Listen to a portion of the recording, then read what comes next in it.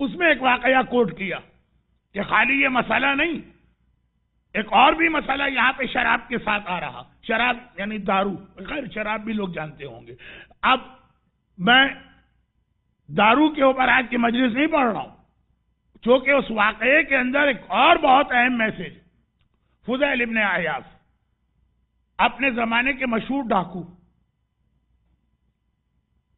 قرآن کی ایک آیت سن کر، الم یعن للذین، ایک آیت سن کر سورہ حشر کی چینج ہو گئے اور پھر بڑے نیک اور مقدس بزرگ بنے۔ لیکن چونکہ ہمارے تمام علماء نے ان کا واقعہ کوٹ کیا، اس لیے اس واقعے کو میں پڑھ رہا ہوں، گرچہ امام کا واقعہ نہیں یا کسی مرجع کا واقعہ نہیں۔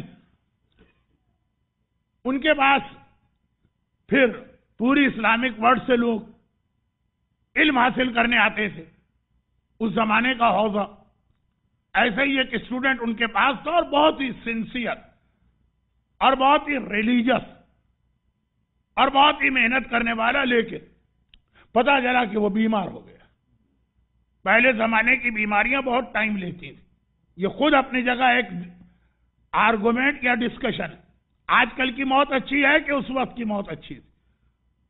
آج کل تو اچانک موت آتی ہے، کوئی آپ سے موبائل پہ بات کر رہا ہے، پتہ چلا مر گیا۔ اور پہلے یہ کہ نہیں 6 مہینے 8 مہینے 2 مہینے 1 سال بستر پہ رہا، وصیت کا موقع بھی ملا، توبہ کا موقع بھی ملا، اپنے گناہوں کو معاف کروانے کا موقع بھی ملا۔ آج کل تو کوئی چانس ہی نہیں ہوتا اور آدمی مر جاتا۔ یہ بات بھی آج کی مجلس میں بہت اہم ایک پوائنٹ بننے والی ہے اگر ٹائم رہا آخر میں۔ خلاصہ یہ ہے کہ پتہ چلا بیمار، جاتے رہے ہر تیسرے چوتھے دن اس کو دیکھنے کے لیے۔ آخر ایک دن جب یہ مسجد میں درس دے رہے تھے، اسی ریلیجس اسٹوڈنٹ کی جانب کے گھر سے میسج آیا کہ اب اس کا آخری وقت قریب آ گیا ہے اور بس مرنے والا ہے اس وقت، آپ آ کر ایک بار اس کے لیے دعا کر دیں۔ بزرگ، نیک، مقدس لوگ، ان کا پریزنس بھی مرنے والے کو فائدہ دیتا اور ان کی دعا بھی فائدہ دیتی، خالی پریزنس بھی فائدہ دیتا، پریزنس۔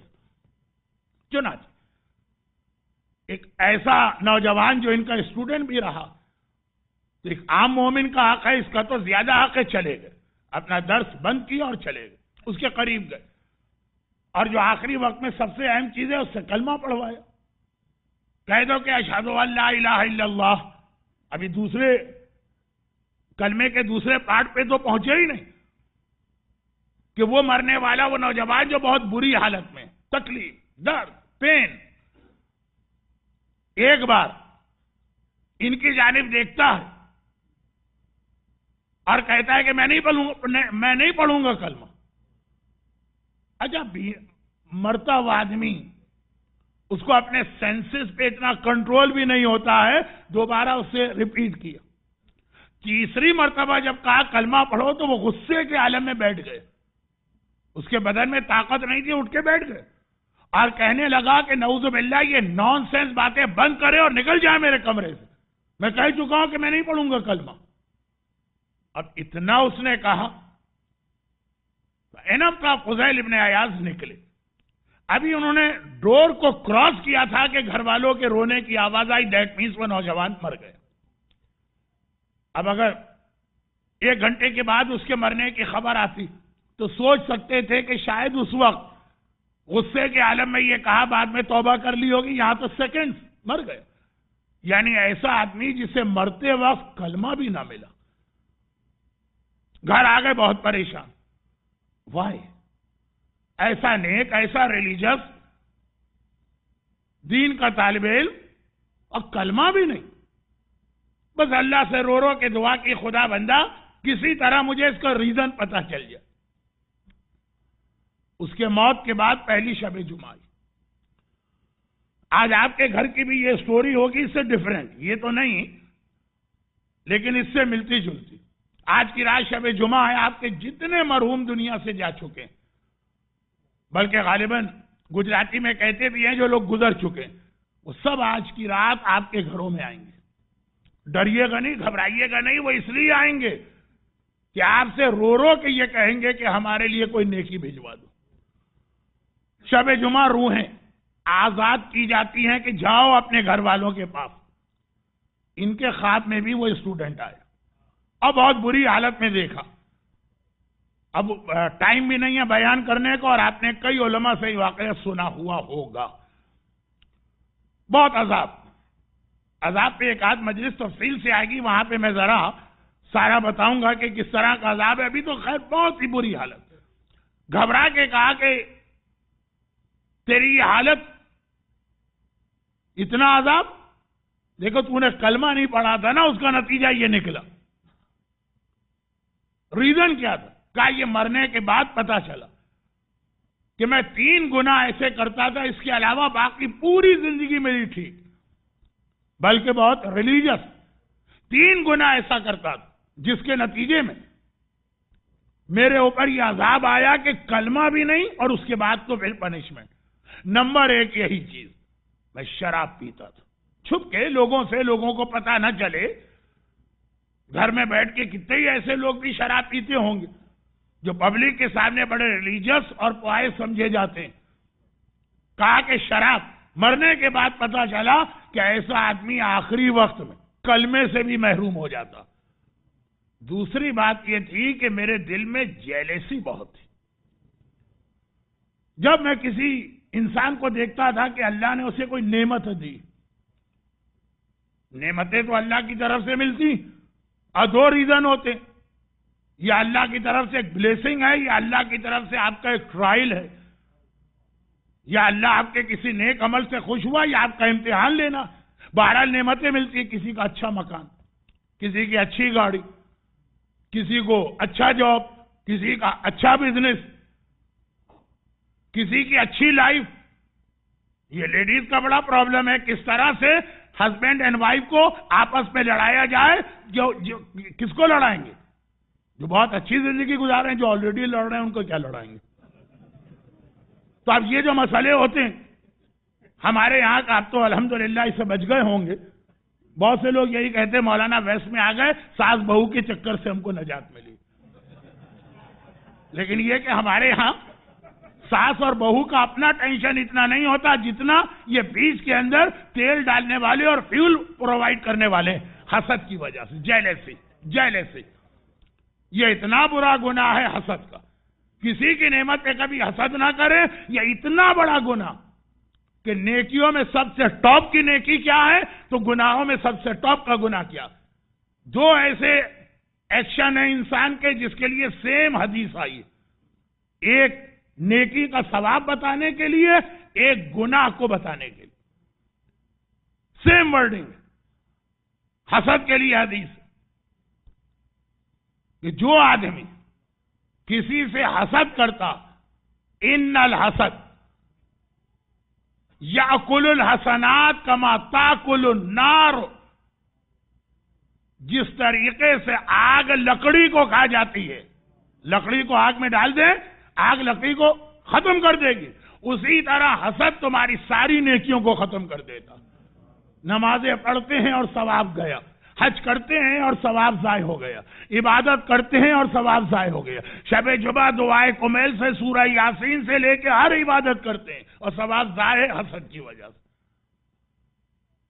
اور اسی طریقے سے اب یہ دیکھیے، یہ گناہ، یہ جو ورڈنگ ہے نا، یہ ورڈنگ ایک اور حدیث میں آئی، اور وہ یہ کہ جس سے اندازہ ہوگا کہ اسلام نے حسد کو کتنا بڑا گناہ سمجھا. اور وہ یہ ہے کہ حب علی یاکل السیئات کما تاکل النار الحطب، علی کی محبت گناہوں کو اس طرح کھا جاتی ہے جیسے آگ لکڑی کو کھا جاتی ہے. وہاں گناہ ختم ہوتے ہیں محبت علی کے نتیجے میں، حسد کے نتیجے میں نیکیاں ختم ہوتی ہیں. یعنی عبادتوں میں اگر محبت علی ٹاپ آف دا لسٹ ہے تو گناہوں میں حسد ٹاپ آف دا لسٹ ہے. اور اہل بیت سے جو اتنی دشمنی اور عداوت کی گئی اور محبت علی کو مٹایا گیا، اس کا ریزن بھی حسد تھا. یہ اتنے اچھے کیوں ہیں، ہم ایسے کیوں نہیں بن سکتے؟ یہ حسد کا جذبہ تھا. یہ علم کے لیے ساری ساری رات تڑپتے تھے اور نیند نہیں آتی تھی، علی کو علم نہ ملے ہمیں علم ملے، یہ حسد ہی ہے۔ تو اب یہ ہے کہ کہا کہ یہ گناہ میں کرتا تھا، جب کسی کو اللہ نے کوئی نعمت دی میں جل رہا ہوں آگ میں، کیوں ملی اسے یہ نعمت، کسی طرح چھن جائے۔ اور تیسرا یہ کہ میں غیبت بہت کیا کرتا تھا، شراب، حسد اور غیبت، جہاں بیٹھا کسی نہ کسی مومن کی برائی۔ یاد رکھیے کہ ابھی تک ٹل ناؤ، آگے نہیں کہہ سکتا فیوچر میں کیا ہونے والا ہے، ٹل ناؤ شراب پینے والے ابھی تک اتنا رسپیکٹ کرتے ہیں کہ امام باڑے میں بیٹھ کے شراب نہیں پئیں گے، اور انشاءاللہ کبھی بھی نہیں پئیں گے، لیکن دنیا اتنی خراب ہو گئی پھر بھی آپ کو امام باڑے میں شراب نظر نہیں آئی، مسجدوں میں لوگ شراب نہیں پئیں گے، چاہے باقی ہر جگہ پئیں، پب اور شراب خانے میں اور اپنے ہاں برتھ ڈے کے فنکشن میں اور شادی بیاہ کی تقریب میں یا ڈنر کے اوپر، وہ لوگ آپ نے دیکھے نہیں ہیں، اس لیے آپ کو شاید میری بات عجیب لگے، لیکن اس دنیا میں صاحبان ایمان کی بات کر رہا ہوں۔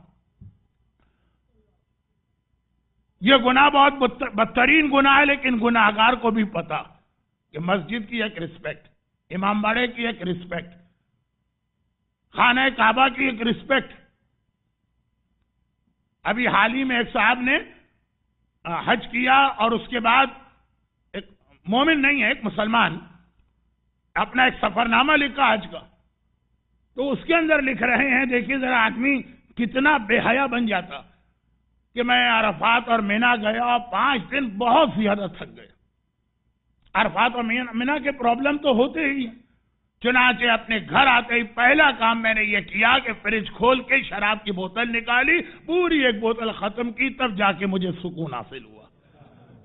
یہ اختتام اپنے حج کا اس بات پہ کر رہے ہیں، اور بڑے فخر کے ساتھ یہ لکھ رہے ہیں، مگر اس کا مطلب یہ ہوا کہ عرفات اور مینا میں ان کی بھی ہمت نہیں ہوئی شراب پینے کی، جو اتنا بے حیا آدمی کہ گناہ اتنا بڑا کر کے لکھ کر پبلک کے ہاتھ میں دے دے، یہ ابھی تک ہے نا۔ لیکن غیبت کیسا گناہ، امام باڑوں میں بھی ہوتا، مسجدوں میں بھی ہوتا ہے، کربلا میں امام حسین کے روضے پہ بھی ہوتا ہے، خانہ کعبہ کے سامنے بیٹھ کے بھی یہ گناہ کیا جاتا۔ شراب سب سے بدتر گناہوں میں سے ایک، مگر پھر بھی گناہگار بھی اتنا سمجھتا ہے کہ یہ شراب یہاں نہیں پی جائے گی، یہ رسپیکٹ کے خلاف ہے۔